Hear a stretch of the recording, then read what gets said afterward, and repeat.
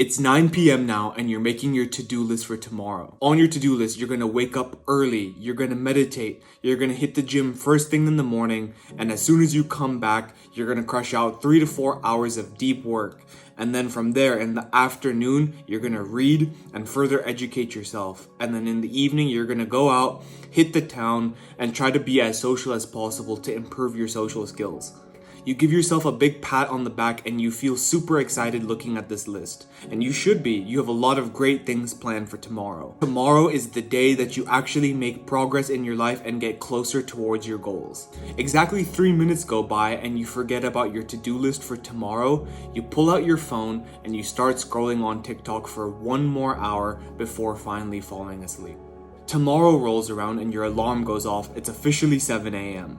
You wake up completely disoriented and exhausted, and without even thinking about it, you reach over to your phone, you know exactly where the button is, and you press snooze. You say to yourself while you're in this mental drowsy state, you know what, 5 more minutes can't hurt. And what feels to be exactly 25 seconds, your alarm goes off once again. You decide that wasn't enough sleep, you again reach for the phone, and then press snooze. The same cycle happens again, your alarm goes off, but instead of getting out of bed to start the day, you pick up the phone and start scrolling in your dark, musty room while you still have morning breath. You're officially 35 minutes into the day with your hand still in your pants. You eventually get out of bed, you realize the mistake you've just made, you're still super exhausted and realize that you've already wasted 30 minutes of the day, so you say, you know what? I'm gonna skip the gym this morning. I'll just work out in the afternoon. I work out better in the afternoon anyways. You head downstairs, prepare yourself a carb-filled breakfast, head back upstairs, and then get back to work. Approximately 46 seconds go by and your mind is already drifting in and out of literal consciousness. Your eyes are open, staring at a screen, but your mind is completely blank. So instead of just sitting there and forcing yourself to do the work, you go onto YouTube and pull up a self-improvement productivity video. While watching this video, you can't even focus on that. You decide to read the comments and look at the suggested videos on the right. You click on a few more after this video, and before you know it, it's already noon and you're about to have lunch. For those of you who are ambitious but lazy, I was exactly you. That entire scenario that I just described from start to end was quite practically me from 2019 to 2021. It was an official 2 years of me constantly saying I was gonna do the work but didn't. At the same time of me saying I was gonna do this work and not doing it, that same ambition in the back of my mind never left me ever. I had dreams of dropping out of college, making more money than any of my friends or any of my professors that were teaching me.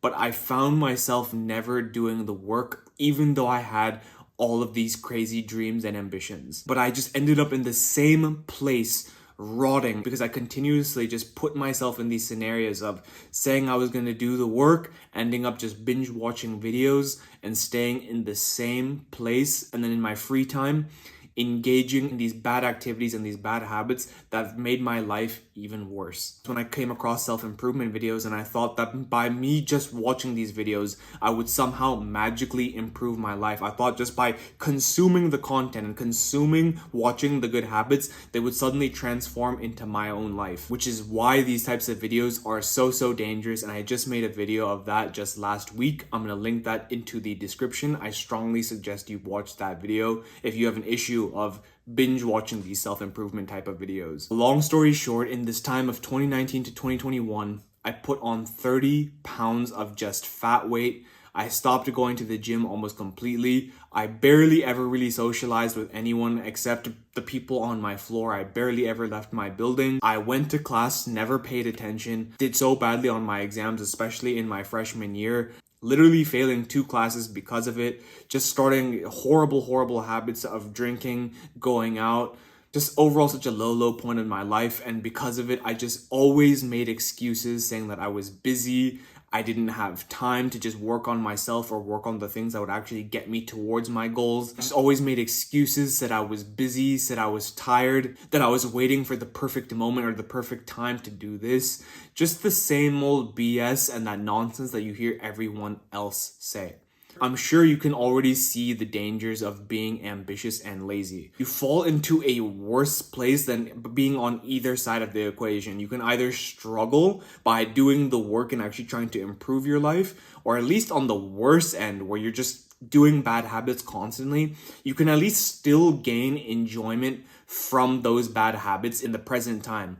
Whereas if you're in the middle where you have these ambitions to be this way, but you end up just doing the bad thing, you feel guilty about doing the bad thing, so you can't even enjoy doing the bad things. You see what I mean? You end up just staying exactly in the middle. You don't feel one way or the other. And because of this, the more that you say you're going to do something but not do it, I've said this in other videos, you break trust with yourself, and trust is the backbone to your self-esteem. And from there, self-esteem is quite possibly the strongest aspect of you as a person. It dictates how you feel about yourself, how you feel about others, how you perceive the world, the actions that you're going to take. If you have a poor self-esteem, you're going to have a poor everything. And by living this way, you're going to stay exactly right here in the middle. It's better to be on one extreme rather than be what I just described. So why is it that so many young people today are ambitious but lazy? The simple answer is due to fear. Procrastination is another word for fear. Most of us fear that we are not good enough, that we will be judged and criticized by others. We fear that people will make fun of us. Or on another note, for some other people, like MLK said from his I Have a Dream speech, we don't fear that we are inadequate, but we fear that we are powerful beyond measure. It is our own light that scares us, not our darkness. I know I kind of didn't say it exactly to how the speech says it, but the point of that is to show that we are actually fearful that we are capable of doing so much more, but there's so much of responsibility that comes with being someone of value, that comes from being great.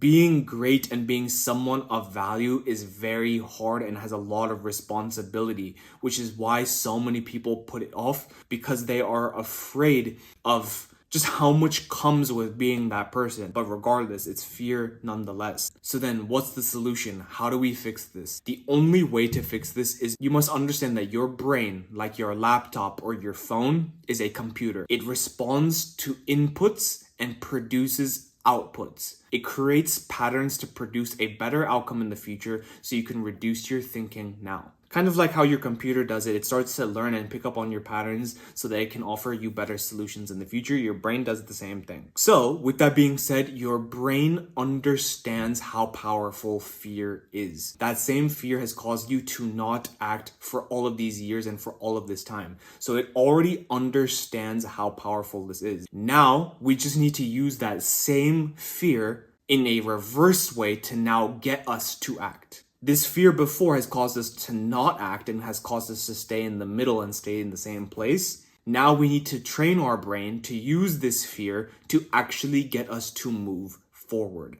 And how do we do this? I'm going to be a lot more specific and almost a little bit graphic here. Your future wife, your dream wife, think about her. Beautiful, very feminine, very loving person, caring person, going to be a great mother, potentially, is being spoken to by someone who is actually doing the work. She is talking to him, feeling attraction for him, thinking about being with him. She's potentially going to date this guy, sleep with him, and even maybe have kids with him, start a family because you decided to scroll.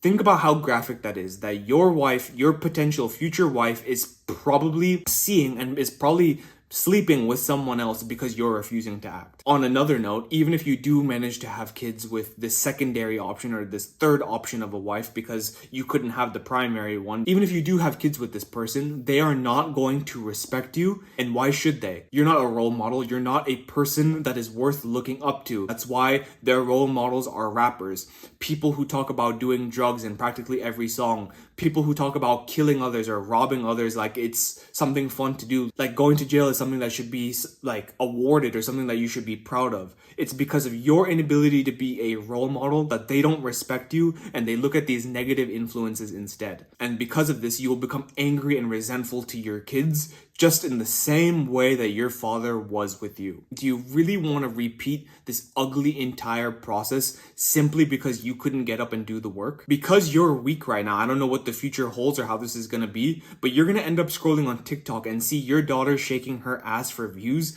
because you couldn't give her the validation or the self-esteem when she was a kid, because you were too busy playing online 2K rather than being there as a support system for her. You see the comments in all of these videos of these young girls literally shaking ass. They don't even look 18, some of them. And you can see it in the comments. So many people are like, fatherless behavior. When you look in the mirror right now, do you see yourself being a better father than the one that you had? Or being a good father at all? Don't lie to yourself. Don't act like you're gonna raise her any differently. Don't pretend. I'm saying all of this because the only real legacy that exists in this life is your offspring. Nothing else really matters because it is your offspring that are going to carry on your legacy from generation to generation. Your kids are going to have kids, those kids are going to have kids, and it's going to continue going on. Your future bloodline depends on your strength, your ability, and your character. And that's going to be passed down from generation to generation. If you're weak, you have no values, you have nothing that is worth looking up to, that is going to pass down from generation to generation. And because of this, your last name could be entirely erased from humanity within the next generation or two if you're not careful. If that doesn't scare you, nothing will. I wish you all the success because your bloodline depends on it.